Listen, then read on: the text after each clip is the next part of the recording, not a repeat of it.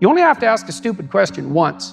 You ask a stupid question, and if you're in a crowd and you ask a stupid question, 80% of the people in the crowd have the same question. They're just too cowardly to ask.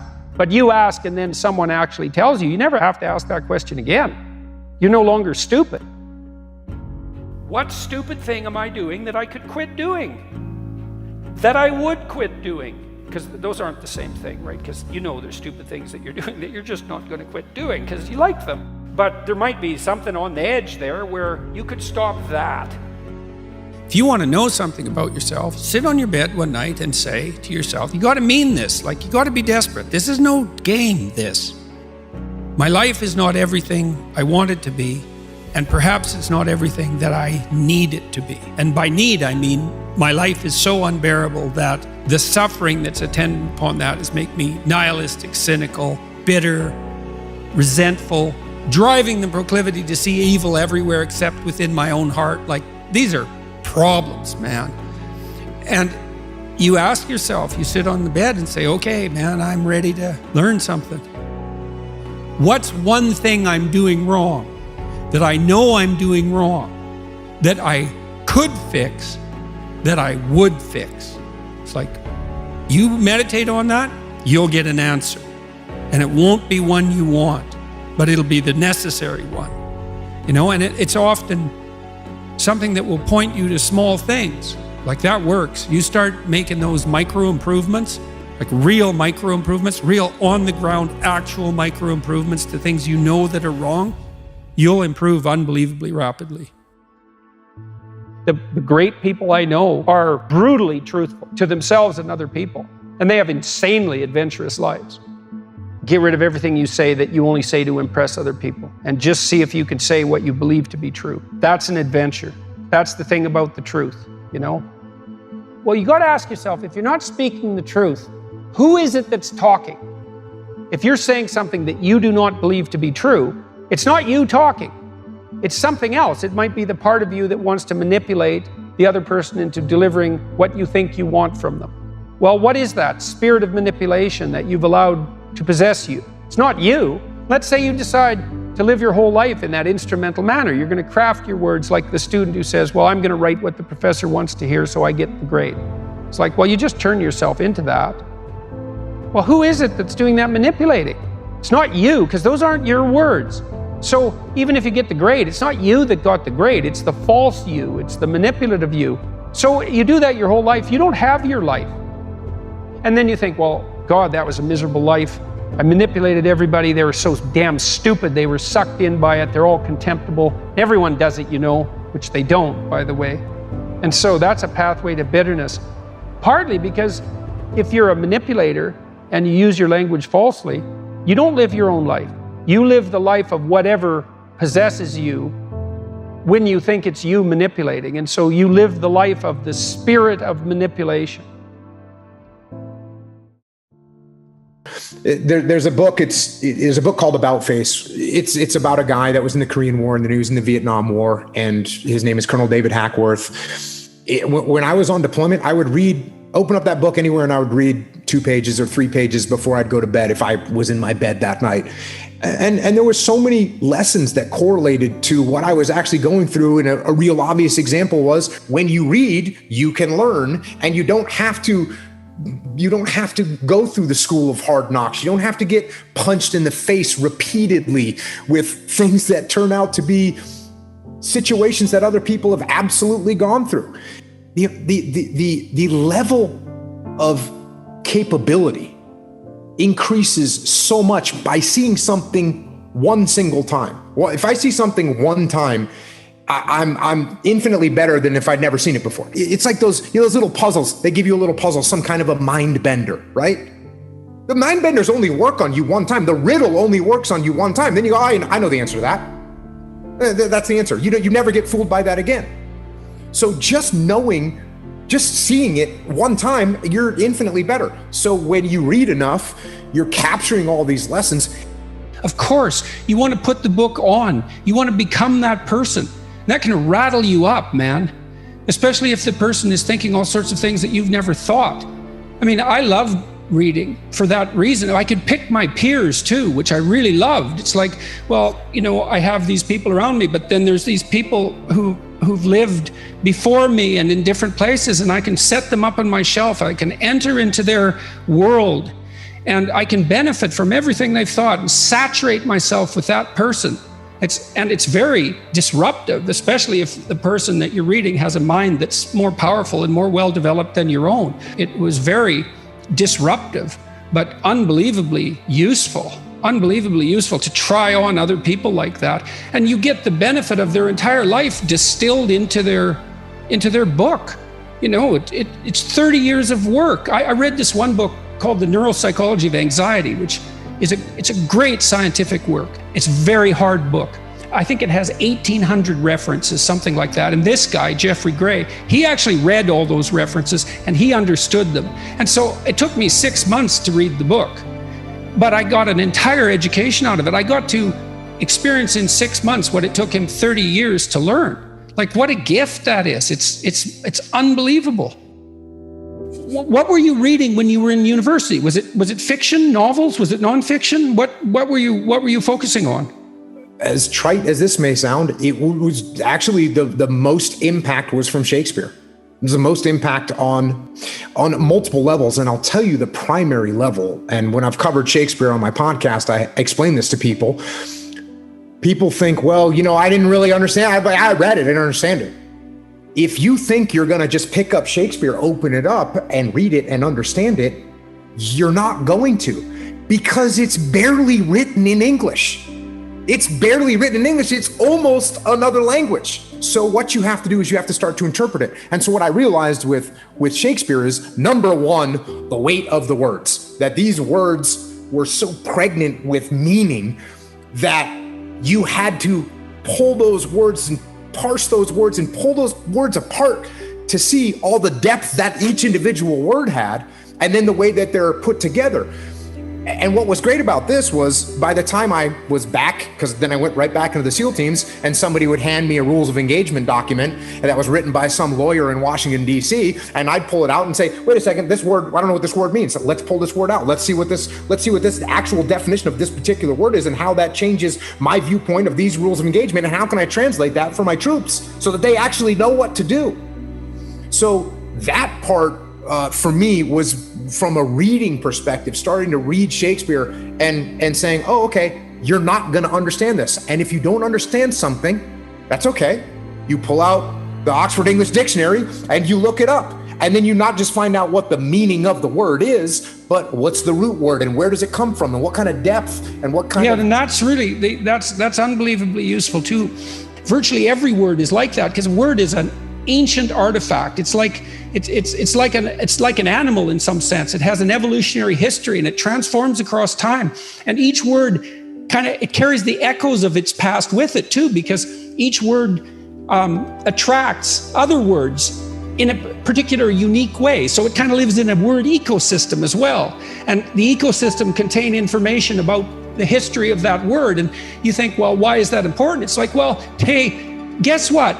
You think in words, you talk in words. You have all these archaic entities, these words, these living entities that you use. It's like the more you know about them, the more you know about you, the more you know about other people, and the better you are at formulating and communicating your ideas. There's nothing lost in that kind of investigation. There's nothing but gain there. Your ambition, if you have any sense, is actually to become competent. Do you want to be competent and dangerous, or do you want to be vague and useless?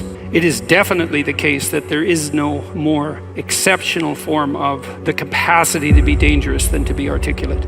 And so it's a moral endeavor in some real sense. Right? To become articulate is to become the master of your own tongue. Every advantage comes with a disadvantage. So if you're extroverted, you're social and you're positive, but you're impulsive and you can tilt towards hedonism and you can't stand being alone.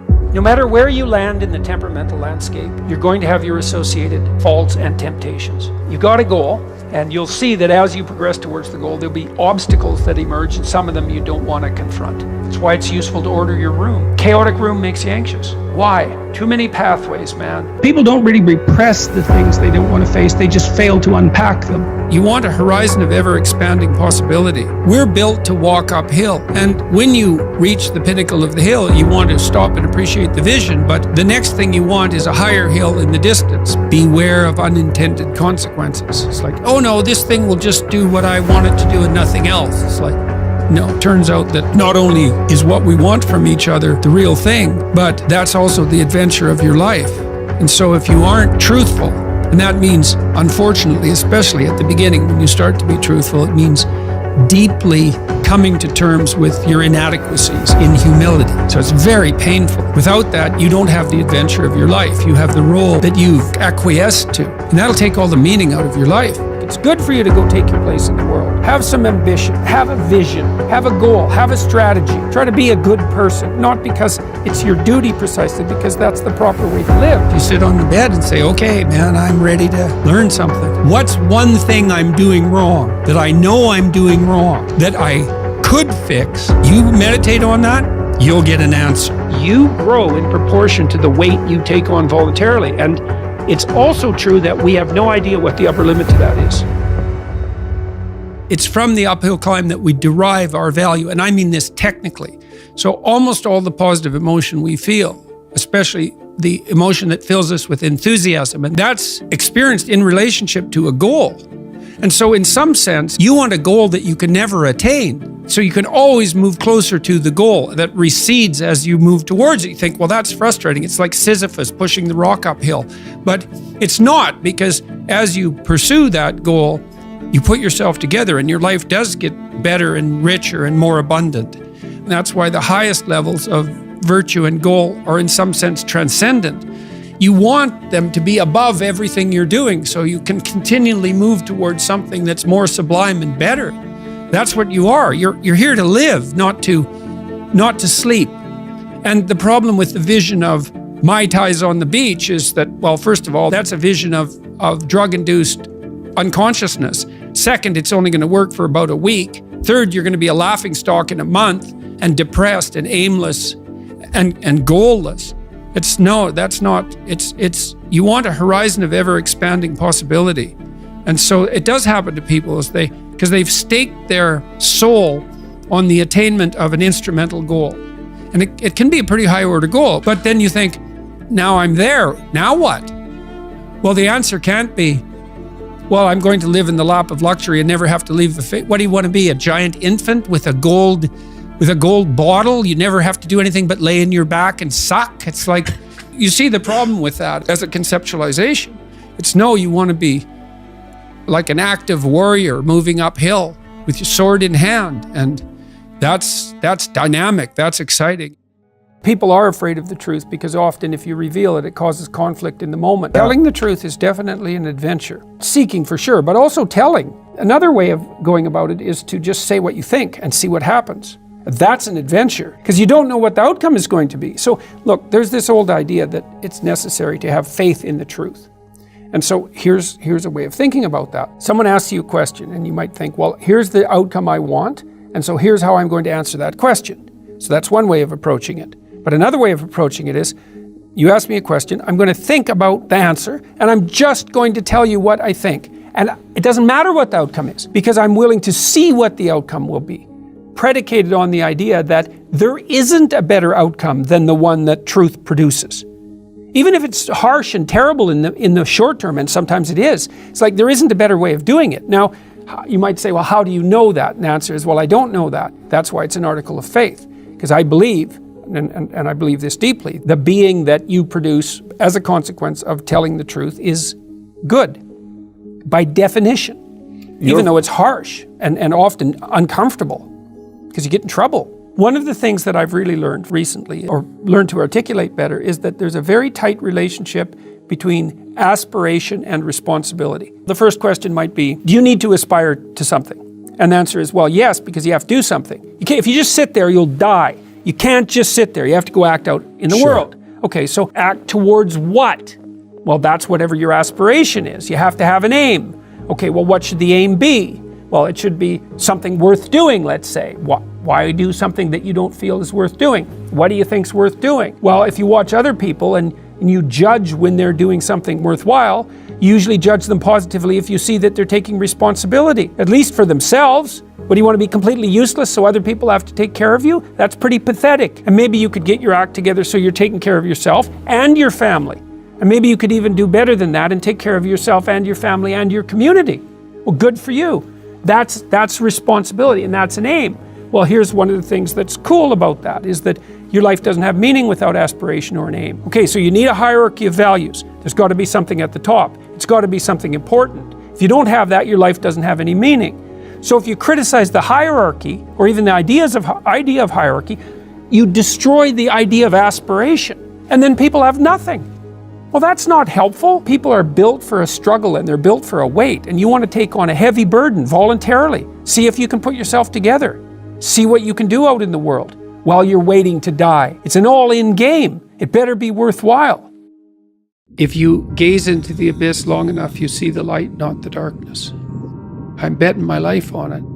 Bring it on. The adventure along the route, man. And I would say, where's that adventure to be found? You don't want someone else's fate. Man, your fate's enough. And your adventure's enough. It's plenty.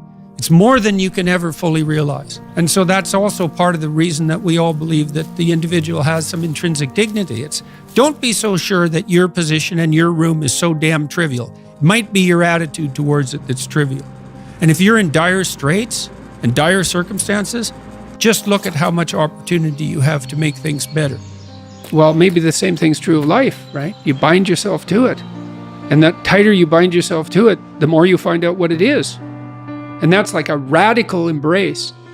We're built to walk uphill. And when you reach the pinnacle of the hill, you want to stop and appreciate the vision. But the next thing you want is a higher hill in the distance, because it's from the uphill climb that we derive our value. Almost all the positive emotion we feel, especially the emotion that fills us with enthusiasm, that's experienced in relationship to a goal. And so in some sense, you want a goal that you can never attain. There's nothing that makes you more formidable than verbal competence, than being able to articulate, be able to think, to marshal your arguments, right? Aim yourself in one direction. And you might say, well, I've gone halfway down this path and I found out it's wrong. Well, how do you distinguish that from just giving up? Well, that's a really hard question, right? It's a moral hazard. But then the absolute is, yeah, but you have to play one of them. You have to learn to play one of them. You have to become an expert at least one of them. And then that's not a relative proposition. And I believe that's true. So you want to commit to something.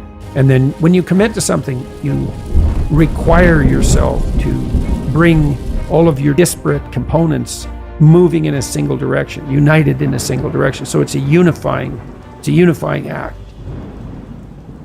You said that a harmless man is not a good man. A good man is a very dangerous man who has that under voluntary control. How should people become more dangerous? Oh, becoming more articulate is definitely, I would say, that's the primary array of weapons. I mean, physical prowess is something, and it's not nothing, that physical confidence that comes along with that as well. But the same thing replicated at the level of the ability to communicate and to think, that's a way broader field of battle and opportunity. In a world with seemingly infinite options, it can be challenging to decide on the best course of action for one's life. Peterson suggests that a useful approach is to focus on what bothers you or what you find most challenging. These discomforts or challenges can be an indication of where one should focus their time and energy. By leaning into what is difficult or uncomfortable, individuals can discover their strengths and find direction in their lives. Be honest with yourself about your interests, abilities, and limitations, and pursue the path that aligns most closely with your values and passions. There's a lot of things you could be bothered by. Like a million things, man. But some things grip you. They bug you, and they might make you resentful and bitter because they bug you so much. Like, they're your things, man. They've got you. So then I look for a question that I would like the answer to. I would really like the answer to it, so I don't assume I already have the answer. because I would actually really like to have the answer. So if I could get a better answer, great. And so that's the first thing. And that's like a prayer. It's like, okay, here's a mystery. I would like to delve into it further. Well, so that's humility. It's like, here's a mystery, which means I don't know.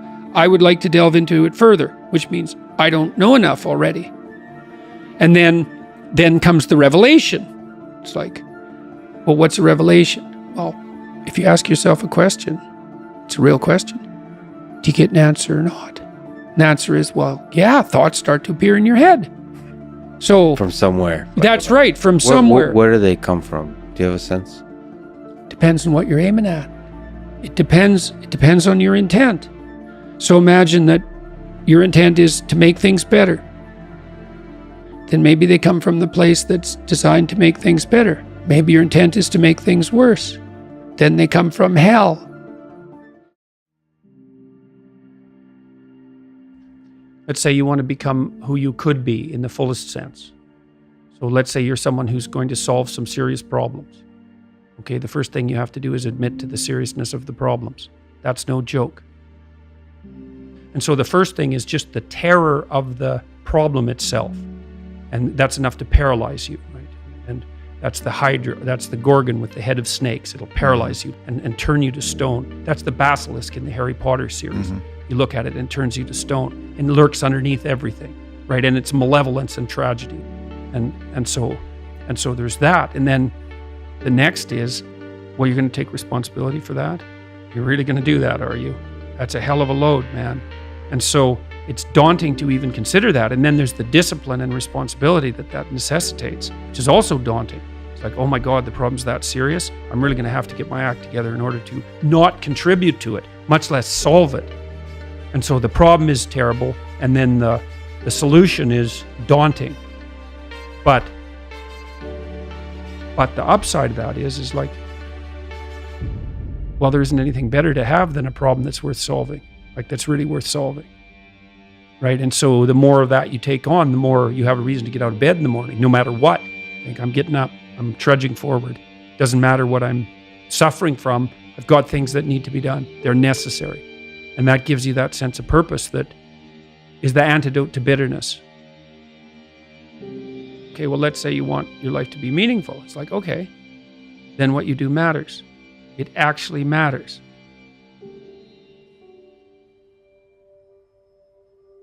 So that's an interesting thing. Well, so let's say you go over your past with a fine-tooth comb and you decide you're going to take responsibility for everything that you did that was wrong and everything that you failed to do that you could have done that was right. It's like, does that change the world? It's like, depends on how thoroughly you do it.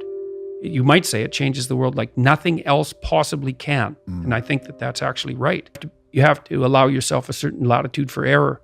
And that's a useful thing to know too. One of the things I tell people when they're trying to develop a vision for their life or an implementable plan is make a bad plan. Like, make the best one you can, but don't get obsessive about it. It's like, make a plan, implement it. You'll figure out when you implement it why it's stupid. Exactly. And then you can fix it a little bit. Compare yourself to who you were yesterday and not to who someone else is today.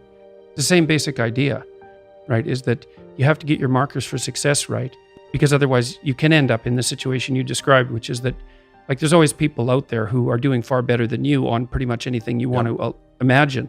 And if all you're doing is seeing yourself in their reflected light, let's say, then it's going to be pretty damn dismal. But it's not a good comparison, because you shouldn't just compare. Well, first of all, there's danger in just comparing yourself to others, period, because they're not you, and God only knows what struggles they had to undertake to get to where they were, or what burdens they're currently carrying that you're not aware of. You just don't know any of that.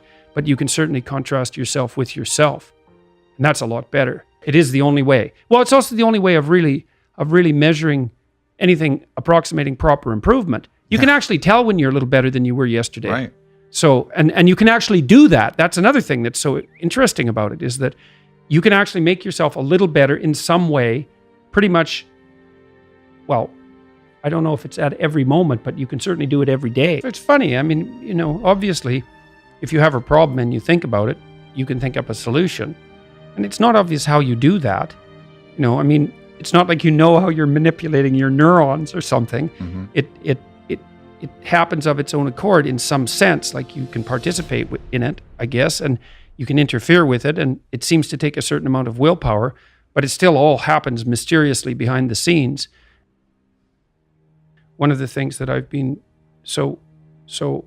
there's lots of different ways to interpret the world, and you can maybe even make a case that there's an endless number of ways to interpret the world. And the problem with that is that it kind of disorients you in terms of what you should be doing. But just because there's a very large number of ways to interpret the world doesn't mean there's a very large number of productive, meaningful, and sustainable ways to interpret the world. And one of the things you do have to do is figure out how you can conduct yourself today so that you don't upset the apple cart in a week or a month or a year. And so, what you do in some sense psychologically is you admit to yourself that your current frame of reference is faulty, and then you start opening the door to a different kind of thinking, which is more creative thinking. It's more lateral thinking, saying, well, I'm wrong, but that's not necessarily a problem because I could be right if I thought some other way. Well, that's great. Often it works. Yeah. And there's almost no end to the utility of trying to figure out which ways that you're wrong. Yeah. Because there's lots of them. And every time you discover one, then you don't have to be quite so wrong anymore. That's a really good deal. Yeah. What's your time worth? You're a university student. Well, it's certainly worth minimum wage, because obviously, but it's worth way more than that, because if you spend a productive hour when you're 20, then you gain the benefits of that hour for the rest of your life. So there's the compounding effect of time spent when we were young. So I say, well, let's assume your time's worth $50 an hour, which I think is an underestimate, but whatever, let's call it 50. We can call it 25, but we'll call it 50. If that's $2,000 a week you're wasting. It's $100,000 a year. It's like, how much better would your life be if you weren't wasting $100,000 a year? The Da Vinci Code, everyone liked that. It sold a lot.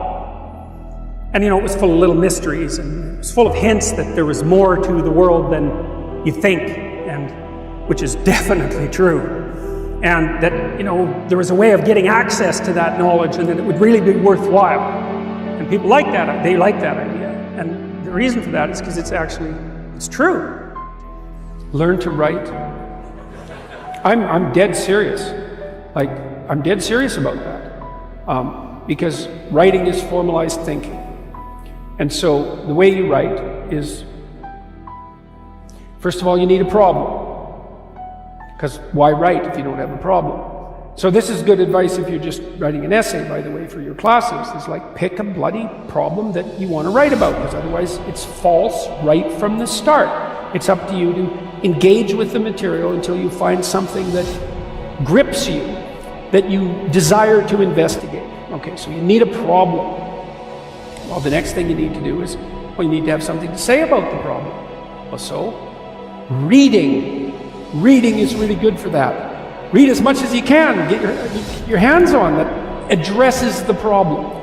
Okay, so now you know a bunch of things, or at least provisionally know them. You at least have access to them. Well, now you start sorting through it. It's like, okay, well, maybe I need to summarize what I've learned, and then I need to iron out the contradictions between what I've learned, and I need to elegantly formulate that, and I need to get my word choice right, and my phrase choice right, and my sentence choice right, and I need to organize the sentences into proper paragraphs, and the paragraphs into proper sequence so that I have a coherent argument. And at the same time, what you're doing is you're integrating your own personality at the highest and most abstract level of organization, and you're sharpening your tools, and you're putting yourself straight because you're learning to think. You learn to do that by writing. Many, many years, you hone your words. They're the most powerful thing about you, bar none. If you are an effective writer and speaker and communicator, you have all the authority and competence that there is. And so you're at university. Maybe you're taking a humanities degree. Well, what's the humanities degree for? It's to teach you how to think. You learn to think by writing. Now there's more to read, to speak, and all of that, but the best thing you can do is read and write every day, a couple of hours every day. Write about things you find important, and see if you can discover what you believe to be true. And that'll build you a foundation. And it's unbelievably practical. Like if you look at people who are phenomenally successful across life, there's various reasons, but one of them is that they're unbelievably good at articulating what they're aiming at and strategizing and negotiating and enticing people with a vision forward. It's like, get your words together, man. That makes you unstoppable. And that's the core of the humanities, that idea. Just get your words together. Make yourself an articulate creature, and then you're deadly in the best possible way. So, and take that seriously. The best thing you can do is teach people to write, because there's no difference between that and thinking. And one of the things that just blows me away about universities is that no one ever tells students why they should write something. It's like, well, you have to do this assignment. Well, why are you writing? Well, you need the grade. It's like, no, you need to learn to think. Because thinking makes you act effectively in the world. Thinking makes you win the battles you undertake. And those could be battles for good things. If you can think and speak and write, you are absolutely deadly. Nothing can get in your way. So that's why you learn to write. It's like, and I can't believe that people aren't just told that. It's like, it's the most powerful weapon you could possibly provide someone with. And I know lots of people who've been staggeringly successful and watched them throughout my life. I mean, those people, you don't want to have an argument with them. They'll just slash you into pieces. And not in a malevolent way. It's like, if you're going to make your point and they're going to make their point, you better have your points organized, because otherwise you are going to look like and be an absolute idiot. You are not going to get anywhere. The truth of the matter is that you have a lot of potential as a child, but none of that is capable of manifesting itself as freedom before you become disciplined. And discipline is a matter of the imposition of order, and the order is necessary, especially for people who are hopeless and nihilistic. And what does it mean? Well, it doesn't mean, geez, I hate getting up at 8 o'clock in the morning to get ready for work. That just means that you're not very disciplined, or maybe that it might mean something deeper. But I'd start with lack of discipline before, rearranging your whole life. Because you might say, well, I hate getting up at 8 o'clock in the morning no matter what I'm doing, and then it's not your job. I don't mean don't do difficult things. I mean, watch yourself, and if you see that you're doing things that make you hate yourself, then consider the cost of continuing. If something's valuable, you'll make sacrifices to attain it. That discovery of sacrifice, I think that's what separates it's one of the primary factors separating human beings from animals. Because we discovered that we could let go of something we value in the present, and we would gain something we value even more in the future. Lay a disciplinary structure on yourself, get the chaos in check, and then you can move towards a state that's freer, because it's discipline first. Like, look, if you're going to become a concert pianist, there's going to be several thousand hours of extraordinarily disciplined practice. That's the imposition of order on your potential, let's say. But what comes out of that is a much grander freedom. And so in virtually every freedom that you have in life that's true freedom is purchased at the price of discipline. That it's not some casual self-help doctrine. It's that if you don't organize yourself properly, you'll pay for it, and in a big way, and so will the people around you. And I would say, start where you can start. If something announces itself to you as in need of repair, that you could repair, then hey, fix it. You fix 100 things like that, your life will be a lot different. I often tell people too, fix the things you repeat every day, because people tend to think of those as trivial. You get up, you brush your teeth, you have your breakfast, you have your routines that you go through every day. Well, those probably constitute 50% of your life. And people think, well, they're mundane, I don't need to pay attention to them. It's like, no, that's exactly wrong. The things you do every day, those are the most important things you do, hands down. Well, there isn't anything better to have than a problem that's worth solving, that's really worth solving. Right? And so the more of that you take on, the more you have a reason to get out of bed in the morning, no matter what. I'm getting up, I'm trudging forward. Doesn't matter what I'm suffering from, I've got things that need to be done. They're necessary. And that gives you that sense of purpose that is the antidote to bitterness. So, yeah, there's lots of reasons to, because I've thought for a long time, imagine you have a choice in front of you, because you do. So here's the choice. Your life is either meaningful or meaningless. Okay, so let's go through the meaningless part first.